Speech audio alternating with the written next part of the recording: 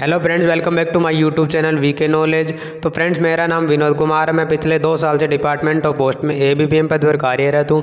तो जो भी जानकारी आपको दूंगा वो एकदम ऑथेंटिकेट और एकदम सटीक होगी। तो मेरे चैनल वीके नॉलेज के साथ जुड़े रहिए।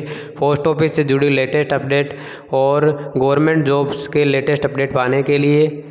तो आइए दोस्तों, आज की वीडियो में हम बात करने वाले हैं कि जब किसी जीडीएस को पुट ऑफ किया जाता है, या मैं कहूँ कि जब किसी जीडीएस को सस्पेंड कर दिया जाता है तो उसको कितनी सैलरी मिलती है और उसको क्या क्या काम करना पड़ता है, तो उसके बारे में हम वीडियो में आपको बताने वाले हैं।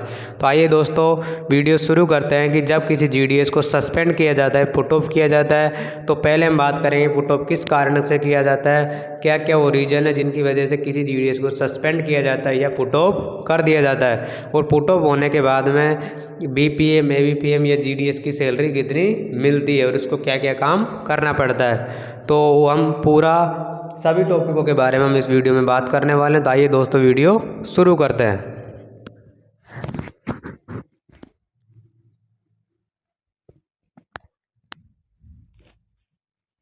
डिपार्टमेंट ऑफ पोस्ट, तो हम बात करने वाले हैं कि जब किसी जीडीएस को पुट ऑफ कर दिया जाता है, तो देखिए पुट ऑफ किन कारणों से किया जाता है, पहले हम उसके बारे में बात करते हैं। पहला, जब मान लो ऑन ड्यूटी, जब भी आपकी बीओ में ड्यूटी होती है, जब आप ऑन ड्यूटी ऑफिस में प्रेजेंट नहीं होते हो, जब भी कोई अधिकारी जैसे आईपीओ, एसपी या एसएसपी या एएसपी या मेलोर्ची रेमो दौरे पर आते हैं और आप ऑन ड्यूटी मिलते नहीं हो, ऑफिस में प्रेजेंट नहीं पाए जाते, तो उस केस में भी आपको पुट ऑफ किया जा सकता है। और सेकंड क्या है, अगर आपका इंस्पेक्शन के दौरान अगर आपका कोई केस में गड़बड़ी पाई जाती है या कोई भी पैसे में घपला किया हुआ होता है, तो उस टाइम पे इंस्पेक्शन के टाइम पे उस चीज़ का पता लगता है, उस चीज़ का खुलासा होता है, तो उसके ऊपर भी आपको पुट ऑफ किया जा सकता है। और अभी स्टूडेंट को एक टॉपिक पर और डाउट होगा कि अगर वो टारगेट आते रहते हैं पोस्ट ऑफिस में, तो उनका अगर पूरा नहीं करेंगे तो उनको पुट ऑफ किया जाएगा या नहीं किया जाएगा। तो देखिए फ्रेंड्स, टारगेट के ऊपर आपको पुट ऑफ नहीं किया जाएगा, क्योंकि टारगेट चलते रहते हैं, टारगेट जो मिलते हैं वो आपको करने ही है। तो टारगेट के ऊपर आपको कट ऑफ नहीं किया जाएगा।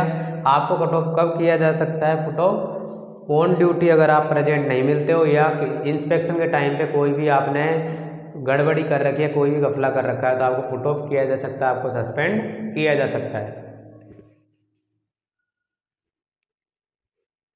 तो ये तो बात हो गई पुट ऑफ होने के क्या क्या रीजन हो सकते हैं। तो अब मैं बात करता हूँ, जैसे कि मान लो कोई बीपीएम है, उसको सितंबर महीने में उसका पुट ऑफ हो गया, उसको पुट ऑफ कर दिया गया है, तो उसकी सैलरी देखो अक्टूबर में कितनी मिलेगी, pay slip for the month of October 2024। तो एक बीपीएम था, उसको सितंबर में क्या किया गया है, क्या कर दिया है, पुट ऑफ कर दिया है, सस्पेंड कर दिया है डिपार्टमेंट ऑफ पोस्ट ने। तो अब देखो, जब भी सैलरी स्लिप किसी की बनती है तो उसमें पहले उसका नाम होता है, जो मैंने हाइड किया हुआ है, सेकंड उसकी एम्प्लॉय आईडी होती है, थर्ड जो यहाँ पे जिसका पुट ऑफ हुआ है वो है बीपीएम, फिर उसका ऑफिस का नाम होता है, स्केल होता है कि उसको कितने साल हो गए, पैन नंबर होता है, और यहाँ पे प्रेन नंबर होता है। तो देखो, ये जो बीपीएम था, इसकी पहले इन हैंड सैलरी लगभग 20,000 थी।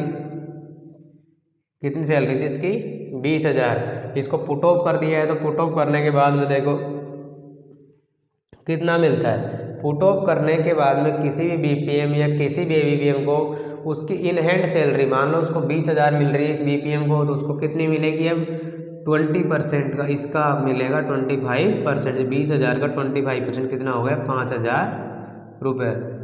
तो उसका 25% ही उसको मिलता है पुट ऑफ होने के बाद में, चाहे जीडीएस हो, चाहे एबीपीएम हो, चाहे बीपीएम हो। तो पुट ऑफ ड्यूटी अलाउंस उसका मिलेगा उसको 5,074 रुपये, टोटल हो गया 5,074। तो देखो, पुट ऑफ होने के बाद भी जो भी आपका डिडक्शन होता रहेगा, या कोई भी आपने पीएलआई या कोई इंश्योरेंस करवा रखा है, पीएलआई आरपीएलआई, या जो भी यूनियन के नाम से कटता है वो कटता रहेगा, जो भी टैक्स लग रहा है वो भी आपका टैक्स कटता रहेगा। तो पुट ऑफ होने के बाद भी आपका डिडक्शन बराबर होता रहेगा। तो देखिए, डिडक्शन एसडीवीएस ये होता है एनपीएस में, तो NPS का जो आपका 300 रुपये कटता है वो कटता ही रहेगा। और EDGIS सेकंड, ये यूनियन के नाम से कटता है 50 रुपये। ये हो गए टोटल 350 रुपये। और टैक्स जो है 300 रुपये आपका जो कट रहा है वो कटेगा इसका। और यूनियन 30 रुपये यूनियन के नाम से, और टोटल 330 रुपये हो गए। तो उसको टेक होम पे तो इन हैंड सैलरी है उसको कितनी मिलेगी इस BPM को, जो कि उसको सितंबर महीने में क्या किया गया है, पुट ऑफ किया गया है। तो उसको इन हैंड सैलरी मिलेगी 4564 रुपये। तो पुट ऑफ होने के बाद में जो भी किसी BPM को अगर पुट ऑफ किया जाता है तो उसकी इन हैंड सैलरी का उसको 25% उसको मिलता है। और उसको सारा जो भी उसका काम है वो वैसे के वैसे उसको काम करना पड़ता है। जो काम पहले था वही काम करना, लेकिन उसको जो सैलरी है वो उसको मिलेगी 25%। तो उसको 25% सैलरी मिलेगी। तो उम्मीद है कि आपको इस वीडियो में मेरे द्वारा बताई गई जानकारी पसंद आई होगी। और पुट ऑफ करने के बाद में पुट ऑफ होने के क्या क्या रीजन, और पुट ऑफ होने के बाद क्या क्या सैलरी मिलती है, क्या उसको काम करना पड़ता है, उन सभी टॉपिक के बारे में हम इस वीडियो में बात की। अगर ये वीडियो आपको पसंद आई हो तो वीडियो को ज़्यादा से ज़्यादा अपने दोस्तों में शेयर कीजिए और लाइक कीजिए। और अगर चैनल पर पहली बार आए तो प्लीज़ चैनल को सब्सक्राइब कीजिए और अपना सपोर्ट बनाए रखिए। मिलते हैं दोस्तों नेक्स्ट वीडियो में। Thank you.